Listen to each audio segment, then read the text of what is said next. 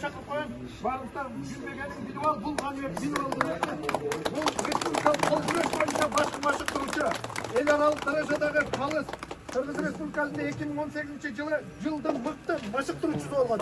Бүгін мына жақсы самалық болып, бүгін қол күрес бойынша залдың açılış acemi olatan. Andamızda hazır bu жаққа açılış aceminin алдында бүгін қалау тілекті айтыш үшін алдын ала бұл жаққа Ташкент шаарынан Мери Долбеков, Нұрлан Тұрсыналиевті, шаардық депутаттар кеңесінің төрағасы Құдайбердиев Сағынбек Тоқтасуновичті, Қырғыз Республикасының өкіметінің Жалауат облысындағы өкілінің бірінші орынбасары Акматов Мамасалы Тақабаевті дүркілген қолшауларымен бұл жаққа шақырып қойға рұқсат етіңіздер. Осындайлы бүгін Ташкент шаарына Қырғыз Республикасының қол күрес бойынша федерациясының президенті Абдылдаев Сезбек Иманқұлович келіп отырады. Ал мырзалықты да бұл жаққа шақырып қойға рұқсат етіңіздер.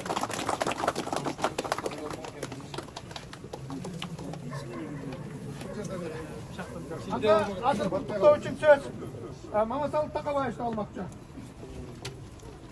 Урматтуу Ташкент шаарынын тургундары, урматтуу жаштар, урматтуу спорт сүйөрмандары, бүгүн мына биз Ташкент шаарынын 2020 жылдык жыйынтык эмесин уктук мына мэр менен төрага менен биргеликте 20 жылы биздин областыбыздын ичинде шаар райондордун ичинде эң жакшы көрсөткүчтөр менен жыйынтыктап чыгып азыр чогулуп отурабыз. Анан бүгүн ушундай бир жакшы мындай бир мероприятие болуп атыптыр.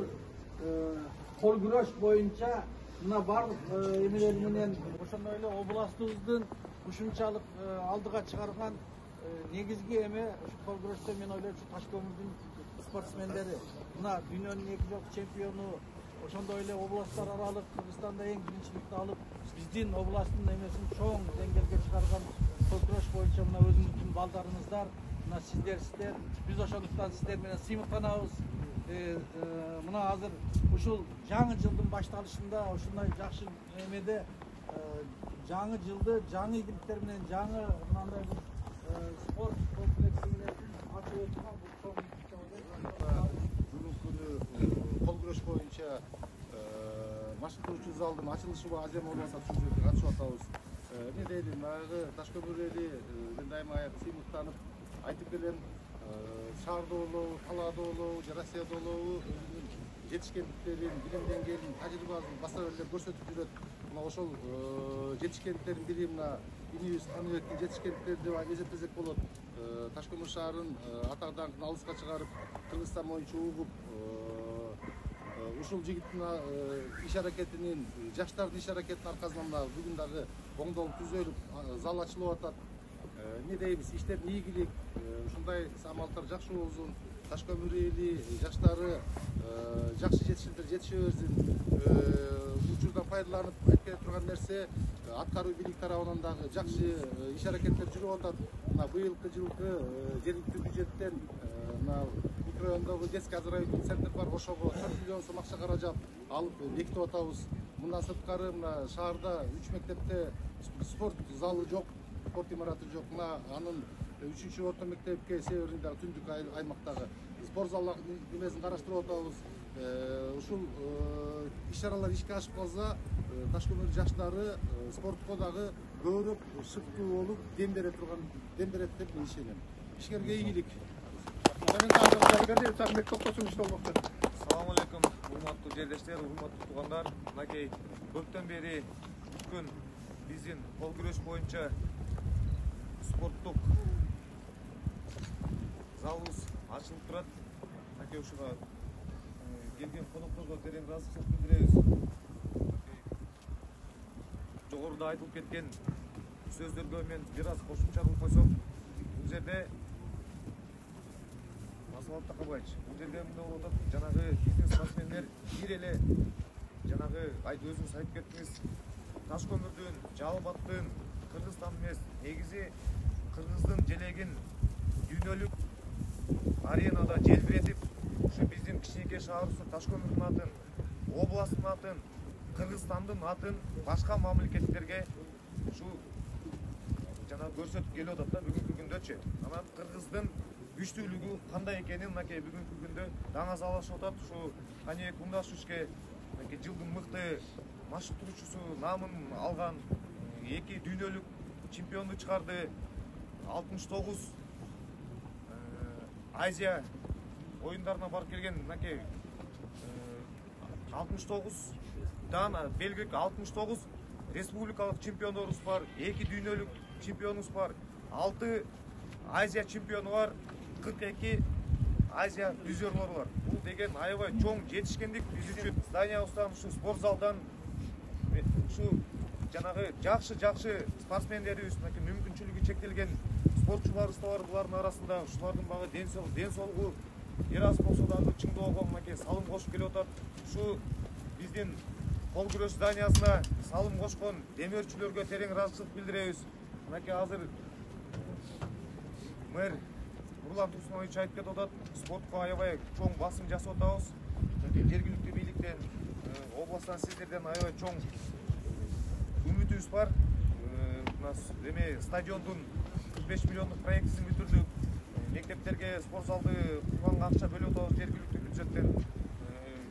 Түптү берүүчү гранттарга аракет кылып атабыз. Кудай кааласа, мынакей Каныбек Кундашевичке терең ыраазычылык, көп деген спортчуларды чыгара бериңиз.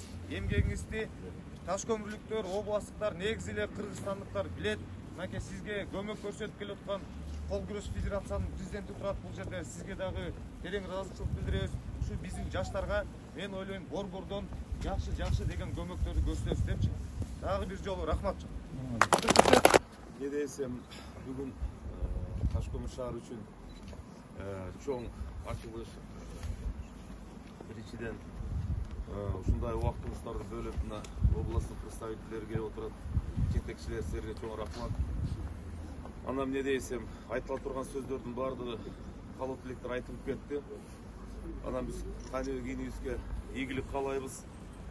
Бул дагы чоң ачылыш. Кичинекей шаарда ушундай залдарды ачыш азыр тем более кыйын. Анан мен жетекчилерден суранат элем, өйдөдөгүлөрдөн демөөрчүлөрдө күтпөй мамлекет тараптан дагы жардам бериш керек да. Булар өздөрүнүн күчү менен аракет кылып, спонсорлордун күчү менен ушундай залдарды ачып атат. Анан тем более дүйнөнү жеңип келип, багындырып келип атат.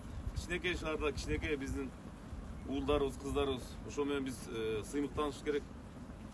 Эмне дейм, силерге дагы мындан арыда жакшы ийгиликтер болсун. Сизге съездбек чоң рахмат. Ушундай федерацияны Кыргыз Республикасында уюштуруп, ушундай деңгээлге алып келгениңиздерге дүйнөгө таанытып. Анан ийгилик бардыгыңарга.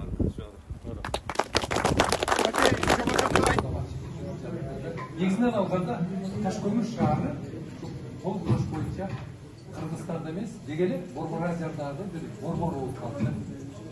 Эмне түрдүү ушул кол күрөш боюнча Ташкөмүр?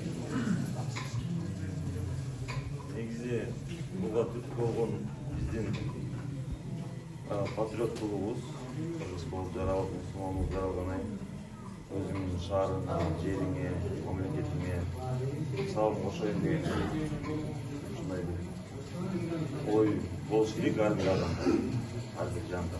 Анан айтсаңарда, мына ушундай жакшы спорттук жеңиштерди жаратууда сөзсүз, демөөрчүсүз спортту өнүктүрүү кыйын да. Бул жагынан сиздерде кандай болот? Негизи албетте, бул жерде демөөрчүлөргө дагы туура подход кылыш керек, аларга түшүндүрүш керек. Колунда бар акелер, жетекчилер көп бардык жерде. Алардын жолун таап, аларга кайрылабыз. Алар жардам берет. Бизде шаарда жогоруда айтып кеткендей, Ташкөмүрдүн эли өтө ынтымактуу. Федерациясы өтө ынтымактуу. Жалал Абад областы өтө ынтымактуу. Ынтымак болсо, бардыгы негизи болот. Результат болсо, акча өзү келет. Бардык спортсмендерге айтарым. Спонсор жок, условия жок деп айтпашык керек. Биз залды жаңы ачканда, залда эки эле залыбызда 200 килограмм жөнөкөй таш бар, таштар. Капка салып машыкчы.